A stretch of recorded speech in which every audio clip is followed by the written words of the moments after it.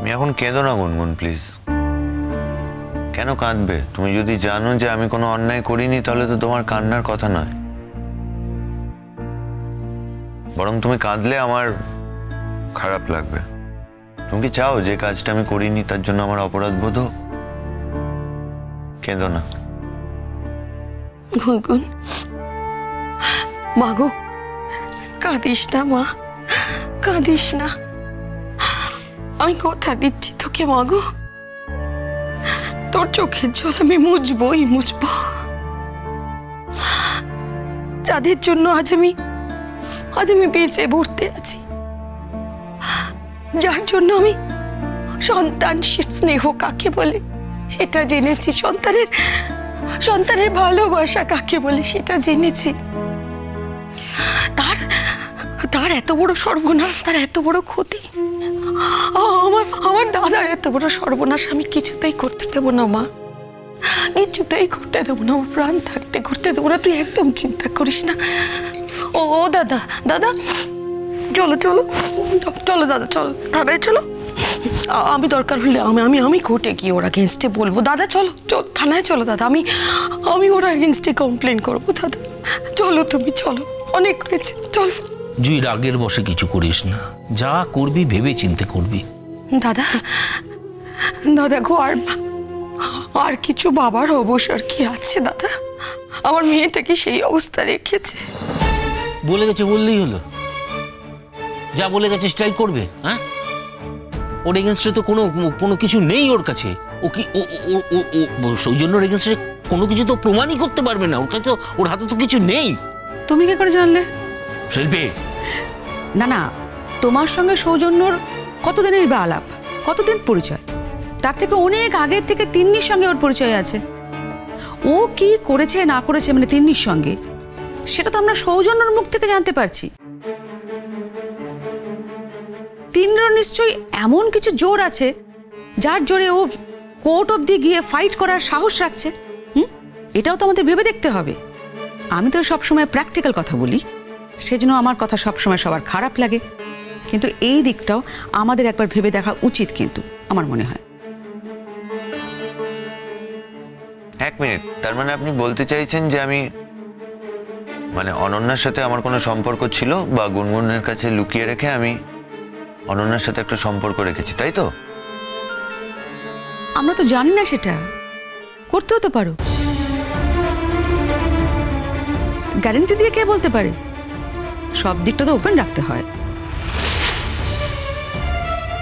আচ্ছা ড্যাডি, তুমি এই মহিলার সাথে আছো কি করে বলো তো? কি করে সংসার করলে তুমি এই মহিলার সাথে এতগুলো বছর? এই যে তুমি এতগুলো দিন এই মহিলার সাথে ছিলে, তোমার এইটুকুনি ইনফ্লুয়েন্স ওর মধ্যে পড়লো না?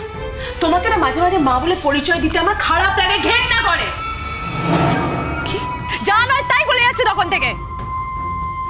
আমার একটা কথা মন দিয়ে শুনে রাখো, আমি মরে গেলেও না এটা বিশ্বাস করবো না যে আমার হাজব্যান্ড সৌজন্য কোনো রকম মিথ্যা কথা বলতে পারে। ও যদি বলতে হতো ও সত্যিটা অনেক আগেই বলে যেত। আমি এটা কোনোদিন বিশ্বাস করবো না যে ও মিথ্যা কথা বলে অন্য একটা মেয়েকে ভালোবাসা সত্ত্বেও আমাকে বিয়ে করেছে। কোনোদিন বিশ্বাস করবো না। আর এমনিতে না তিনি দিদি কোনো ভ্যালিড প্রমাণ দেখাতে পারেনি যে ওর সাথে ওর কোনো রকম কোনো সম্পর্ক ছিল। যাই হোক, তুমি অনেকভাবে ট্রাই করছো আমাদের দুজনের বিশ্বাসের মধ্যে একটা ফাটল ধরাতে, কিন্তু তুমি সেটা পারবে না। সো প্লিজ লাস্ট বারের মধ্যে রিকোয়েস্ট করছি, চেষ্টাও করো না আর একটাও কথা বলো না প্লিজ। গুনগুন, কেন রিঅ্যাক্ট করছো? আমি রিঅ্যাক্ট করছি? সবার সব কথায় রিঅ্যাক্ট করতে নেই, ইগনোর করতে হয়। এখানে তো আরো দুজন মানুষ আছে, তারা কি বলছেন কিছু? কারণ তারা, আমি মানুষটা কেমন একটা আন্দাজ তাদের আছে, তাই কিছু বলছেন না। তুমি এই নিয়ে কথা বাড়িও না, ইগনোর করো প্লিজ। শিল্পীর কথায় কিছু মনে করো না, ওর কোনো কথা আমি ধর্তব্যের মধ্যে ধরি না খুব একটা। দাদা, আমি কিন্তু তোমাকে একটা কথা বলে দিচ্ছি, তুমি যদি না যাও আমি কিন্তু একাই যাবো। হ্যাঁ, আমি একাই গিয়ে ওর নামে কমপ্লেন করবো থানায়। আচ্ছা তুই আমাকে একটা কথা বল জুই, যে আমার নিজের ভাগ্নির এগেইনস্টে আমি থানায় গিয়ে কিভাবে কমপ্লেন করবো বল? কেন দাদা, আমি মা হয়ে পাচ্ছি, তোমার কিছু অসুবিধা হচ্ছে বলতে পারো? না চুপ কর। পিসিমণি, আমি তোমাকে পুলিশের কাছে যেতে বলছি না, শুধু বলছি যে যদি তিনিদি কোর্টে যায়, যদি তিনিদি কোর্টে গিয়ে অত বড় কথা বলে, তাহলে তুমি প্লিজ একটু আমাদের পাশে থেকো, একটু আমাদেরকে সাপোর্ট করো, একটু সৌজন্যর সাথে থেকো। তোমার সাপোর্ট আমাদের জন্য খুব ইম্পর্টেন্ট পিসিমণি। মা গো, দেখ এখন না আর কারো কথার উপরেই কিছু নির্ভর করছে না, বিশ্বাস করো গুনগুন। আমি তো একটা মানুষ, আমারও তো বিবেক বলে একটা কিছু আছে বল। আমার একটা মেয়ে আমার আরেকটা মেয়ের সংসার ভাঙছে, ডিস্টার্ব করছে, তার বাড়ির লোকগুলোকে এত অশান্তি দিচ্ছে, এটা আমি মা হয়ে কি করে মেনে নেব বলতো গুনগুন? হ্যাঁ, না না, এটা আমি কিছুতেই হতে দেবো না, কিছুতেই হতে দেবো না। ঠিক আছে দাদা, তোমরা যদি কেউ না যাও যেও না, আমি একাই যাব। হ্যাঁ, আমার কাউকে দরকার নেই, আমি একাই যাব। আমি এবার না ওর সামনাসামনি দাঁড়াবো, আমি ওকে ওর কাছে সঙ্গে কথা বলবো, আমি জানতে চাইবো যে ও কি চাইছে, কি চায় ও, হ্যাঁ কি চায় ও, কেন ও সংসারটা ভাঙতে চাইছে। না রে গুনগুন, এবার কথা বলার সময় হয়েছে, আমাকে জানতে হবে আর আমার ওকে আটকাতেই হবে। দাদা দেখো, আমি যদি রুখিয়ে দাঁড়াই, আমি তো মা, তাই না বল? হ্যাঁ, আমি তো মা, আমার কথা শুনবে, কোর্টে আমার কথা শুনবে, জানো তো। হ্যাঁ, তাছাড়া ওর কাছে তো সৌজন্যর আগেনস্টে কোনো প্রমাণ নেই দাদা। হ্যাঁ, ও তো কিছু প্রমাণ করতে পারবে না, আর মুখের কথায় তো বিচার হয় না গুনগুন। আর আমি তো মা, আমি যদি ওর আগেনস্টে দুটো কথা বলি, সেটা থানা কোর্ট সবাই বিশ্বাস করবে। বিশ্বাস কর গুনগুন, আমি ওকে চিরদিনের মতো ঠিক করে দেবো, দেখিস। না ওর এমন অবস্থা করবো না যে তোদের কারোর সামনে চোখ তুলে কথা বলতে পারবে না, কোনোদিন পারবে না। আমি ওকে ওর এমন অবস্থা করবো, তোকে আমি কথা দিলাম, তুই একদম চিন্তা করিস না গুনগুন, তুই একদম চিন্তা করিস না, আমি সব ঠিক করে দেবো গুনগুন, আমি সব ঠিক করে দেবো, চিন্তা করিস না গুনগুন, চিন্তা করিস না।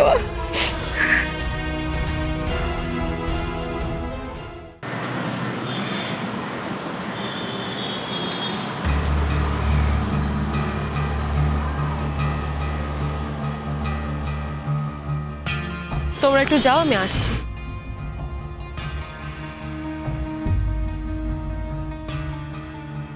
তোমার সাথে আমার একটু কথা আছে।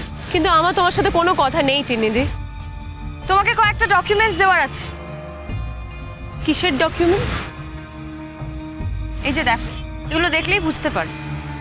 বাবা, বাড়িতে পুলিশ পাঠাচ্ছ, এদিকে আমার সাথে এখানে একা দেখা করে ডকুমেন্টস দিতে এসছো।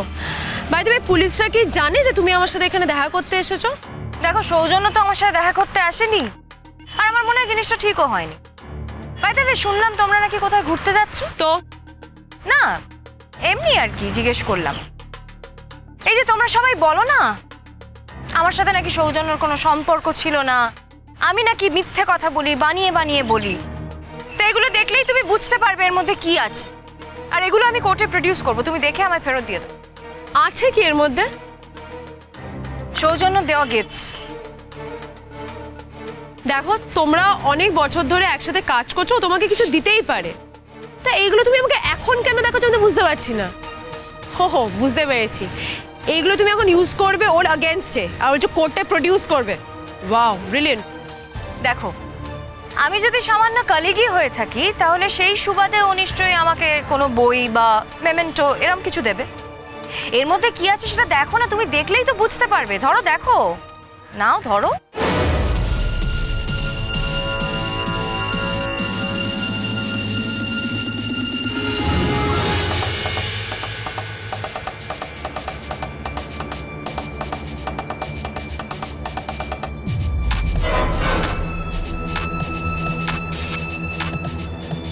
এই আংটিটা কিসের? এটা আমাদের এনগেজমেন্ট রিং। হোয়াট?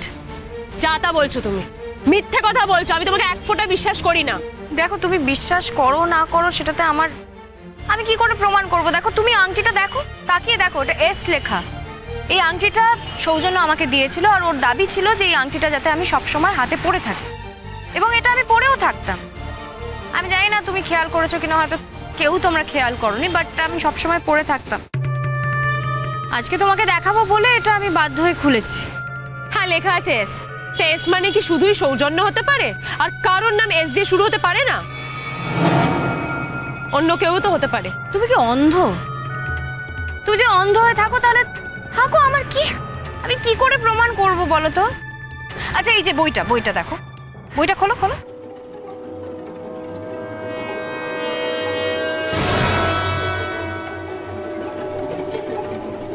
বইটাতে কি লেখা আছে দেখতে পাচ্ছ তো? এমন কি আছে এই বইটাতে? ওইটা যে সৌজন্যর হাতের লেখা, এটা বুঝতে পারছো তো?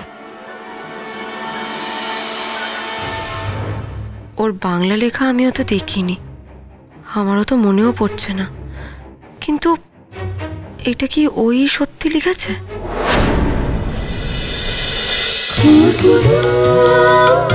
খুন খুন